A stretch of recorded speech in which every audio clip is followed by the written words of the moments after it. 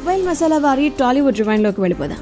సిరివెన్నెల సీతారామ శాస్త్రి గారి కలం పేరు భరణి. మరి తనికెళ్ల భరణి గారు తోబుట్టువుగా సొంత అన్నయ్యతో సమానంగా చూసుకునేటువంటి సిరివెన్నెల సీతారామ శాస్త్రి గారి గురించి చెప్తూ ఎన్నో విషయాలు పంచుకోవడం జరిగింది. ఎన్నో గొప్ప పాటలు సీతారామ శాస్త్రి గారు అందించారు. ట్యూన్ కి సరిపోయేలా రాయటం కోసం కొన్ని పాటలకు చాలా కష్టపడేవారు. భరణి గారు స్టూడియో నుంచి రాత్రి 10 గంటలకు వెళ్లిపోతే ఆయన రాత్రంతా అక్కడే ఉండి పాట రాయటం పూర్తయిన తర్వాత వెళ్లేవారుట. అలా రాసిన పాటల్లో ఒకటి లేడీస్ టైలర్ లోని ఎక్కడ దాక్కున్నావే అని.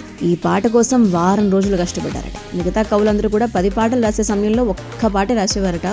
ప్రతి పదాన్ని వజ్రంలా తయారు చేస్తారు. గొప్ప ప్రతిభావంతులు. అపార పద సంపద ఆయన సొంతం. ఎంతో నిజాయితీగా ఉండేవారు. రొమాంటిక్ పాటల్లో కూడా డబుల్ మీనింగ్ పదాలు వాడకుండా అద్భుతం చేసేవారు. ఆయన రాసిన పాట ISM మార్కుతో సమానం అని అంటారు తనికెళ్ల భరణి గారు.